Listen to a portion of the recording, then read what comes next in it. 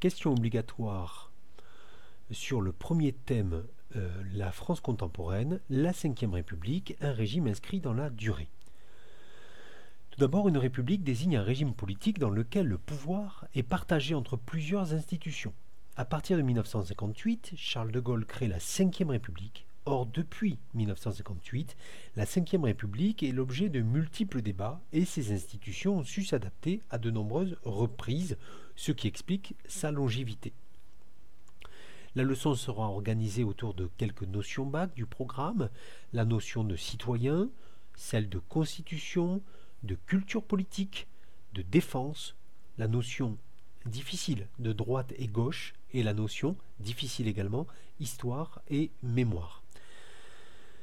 Alors pour cette dernière notion, je l'ai déjà utilisée dans le sujet d'étude sur Charles de Gaulle, donc je ne vais pas la réutiliser ici. De ses origines à nos jours, quelle a été l'évolution politique de la Ve République? Tout d'abord, grand 1, les caractéristiques de la Ve République, un nouvel équilibre des pouvoirs. Et tout d'abord, petit 1, une république née dans un contexte très difficile. En 1958, la situation politique de la France est déstabilisée du fait à la fois de la faiblesse de la Quatrième République et du fait de la guerre d'Algérie. Ainsi, en mai 1958, le gouvernement français doit faire face à une très forte contestation en Algérie. Et c'est pour en finir avec ces difficultés que le président de la République, René Coty, décide de faire appel à Charles de Gaulle. Ce dernier accepte ce retour au pouvoir en tant que président du Conseil, à la condition qu'il puisse présenter un projet constitutionnel aux Français afin de créer la Ve République, ce qui sera fait le 4 septembre 1958. Le 28 septembre 1958, la constitution de la Ve République est approuvée par les Français lors d'un référendum à une écrasante majorité de voix. La notion de constitution, c'est un ensemble de textes fondamentaux qui déterminent l'organisation des pouvoirs dans un État. Les institutions de la Ve République, un renforcement du pouvoir exécutif. La constitution de la Ve République aboutit au renforcement du pouvoir exécutif qui est composé du président de la République, du Premier ministre et de l'ensemble du gouvernement, c'est-à-dire des ministres. Le président a un pouvoir particulièrement fort. Tout d'abord, il est le garant de la Constitution. De plus, il nomme le Premier ministre et il préside le Conseil des ministres. Il a également le droit de dissoudre l'Assemblée nationale et de convoquer un référendum. Il est également le chef des armées, le chef suprême des armées, et il a donc un rôle clé dans le domaine de la défense. Notion bac, défense, ensemble des moyens mis en place, avec une petite faute à mise, pour garantir la sécurité des habitants d'un pays, l'intégrité de son territoire, ça veut dire le respect de ses frontières, et le respect des engagements internationaux. Dans des circonstances exceptionnelles, le président peut même prendre les pleins pouvoirs grâce à l'article 16 de la Constitution, ce que fera de Gaulle en 1961 face à une agitation massive en Algérie.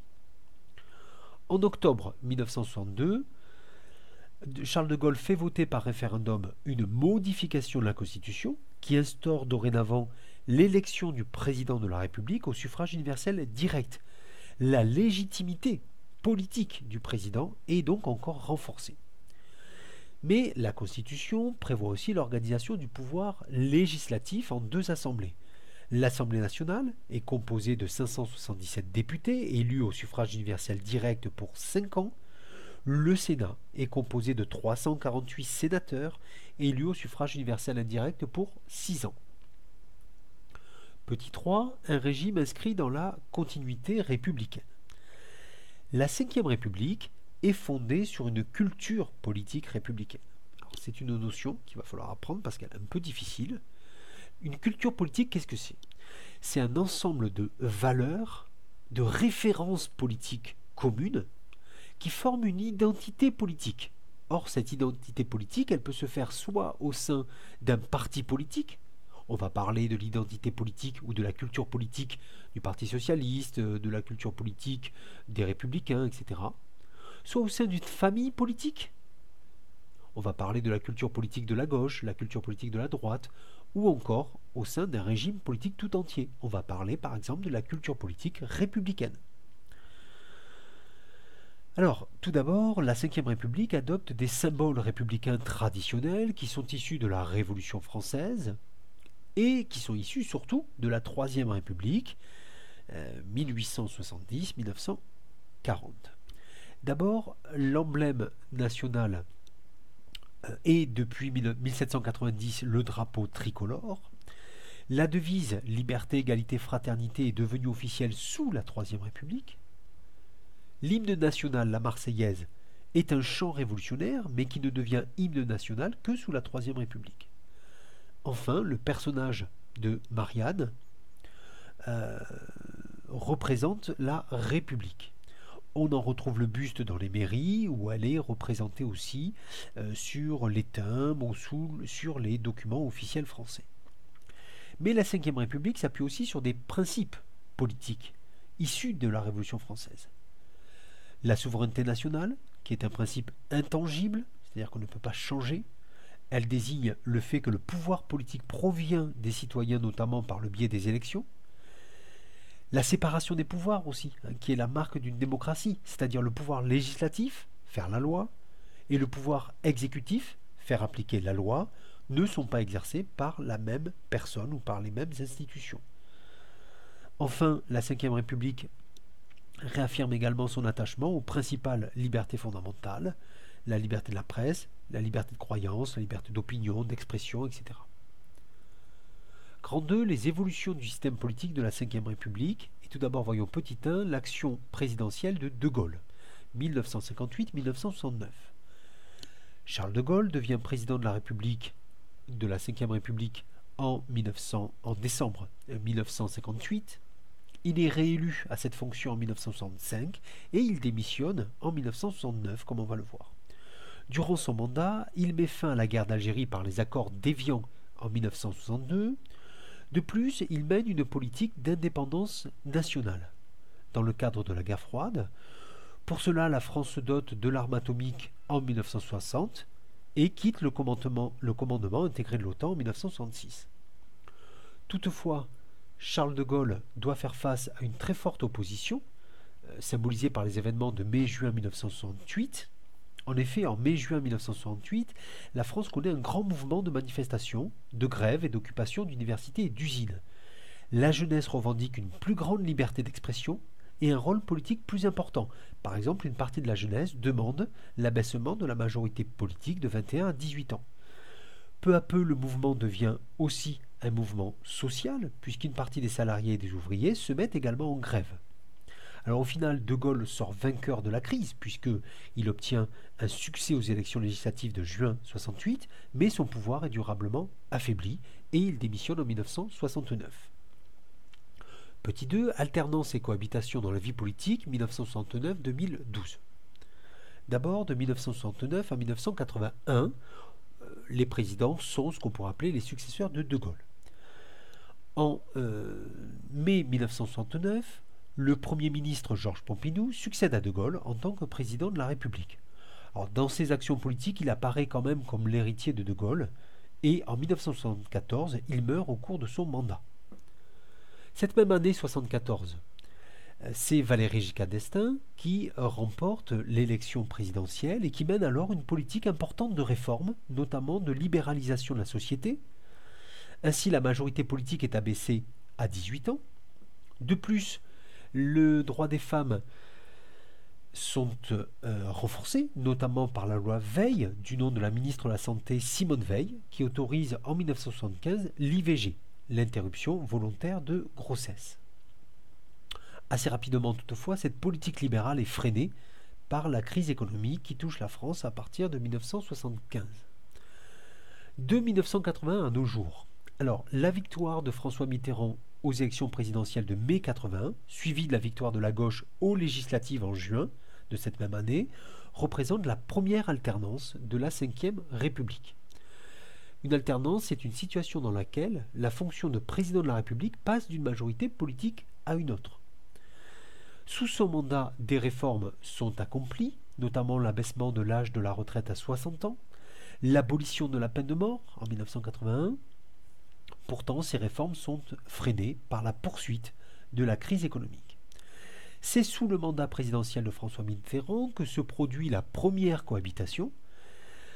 Les élections législatives, en effet, sont remportées en 1986 par la droite à l'Assemblée nationale, et François Mitterrand nomme donc Jacques Chirac Premier ministre entre 1986 et 1988. On appelle cohabitation la situation dans laquelle le Premier ministre n'est pas de la même tendance politique que le président de la République. Or, cette situation va se reproduire à plusieurs reprises par la suite. Par exemple, entre 1997 et 2002, Jacques Chirac, de droite, est président, mais le Premier ministre Lionel Jospin est socialiste, donc de gauche. Après le second mandat de François Mitterrand, en 1995, on a de nouveau une alternance politique, puisque Jacques Chirac est élu président de 1995 à 2002, puis de nouveau de 2002 à 2007. Nicolas Sarkozy est élu en 2007, et puis là, de nouveau une alternance politique avec l'élection de François Hollande en 2012. Petit 3, des institutions souples qui se réforment au gré des circonstances. En fait, la constitution de la Ve République est assez souple. Elle est plusieurs fois modifiée, puisqu'elle subit 24 modifications constitutionnelles, ce qu'on appelle des révisions constitutionnelles, qui ont été votées. On peut le voir en deux pôles. D'abord, les révisions concernant la décentralisation. En effet, en 1982-83, les lois Defferre sur la décentralisation, complétées par la réforme constitutionnelle de 2003, transfèrent aux collectivités territoriales une partie des compétences de l'État. Et également des révisions constitutionnelles qui concernent la vie démocratique. En effet, en 2000, on inclut l'obligation de parité homme-femme parmi les candidats aux élections. En 2005, on vote la réduction de la durée du mandat présidentiel à 5 ans, ce qu'on appelle le quinquennat, et des élections législatives convoquées dans la foulée de l'élection présidentielle. La réforme de 2008 instaure en tout cas un maximum de 2 mandats successifs pour le président de la République, qui peut dorénavant prendre la parole devant les 2 chambres réunies en congrès. Grand 3, la vie politique aujourd'hui et l'exercice de la citoyenneté en France. Petit 1, le rôle accru des citoyens. La Constitution de la Ve République donne plus de pouvoir aux citoyens qu'auparavant. Un citoyen, c'est une personne jouissant dans l'État dont il relève des droits civils et politiques, et notamment du droit de vote. Ainsi, ces citoyens peuvent être consultés par référendum, et depuis la révision constitutionnelle de 1962, ils élisent le président de la République au suffrage universel direct.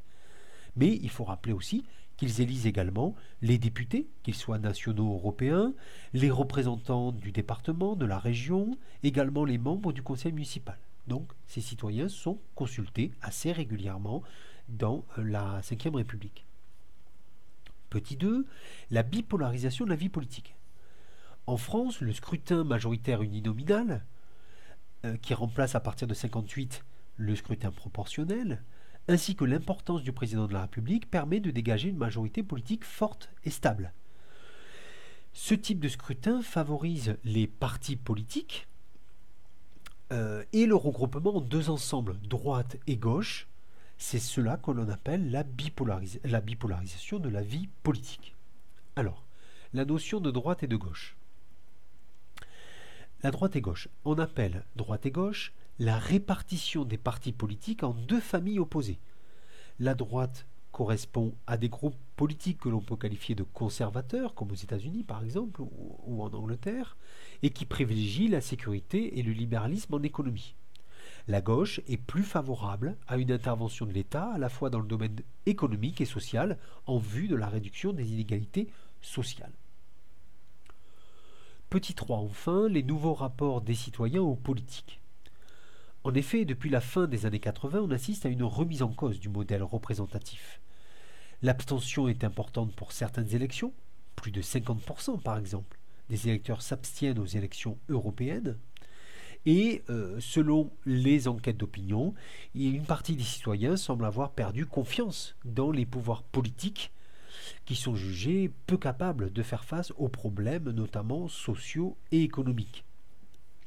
Cette situation explique donc une importante volatilité électorale, c'est-à-dire que les électeurs ne choisissent plus au cours de leur vie un parti ou une famille, mais naviguent de l'un à l'autre au gré des élections, et une montée des extrêmes et des votes protestataires. Dans ce contexte, les revendications prennent de nouvelles formes. On peut citer l'apparition des réseaux sociaux, on peut citer aussi la création de coordinations, par exemple les coordinations infirmières, les coordinations étudiants, c'est-à-dire des groupes de personnes qui défendent leur intérêt pour une cause particulière.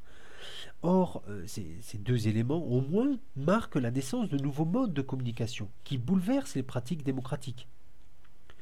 Et ce nouveau rapport aux politiques de la part des citoyens est un défi pour les grands partis politiques. Ils tentent d'y répondre par le développement de la démocratie participative et par la mise en place d'élections primaires pour désigner les candidats aux différents scrutins. Voilà, c'est la fin de cette leçon. N'hésitez pas à laisser un commentaire si vous avez une question, une remarque, quelque chose qui vous paraît encore obscur.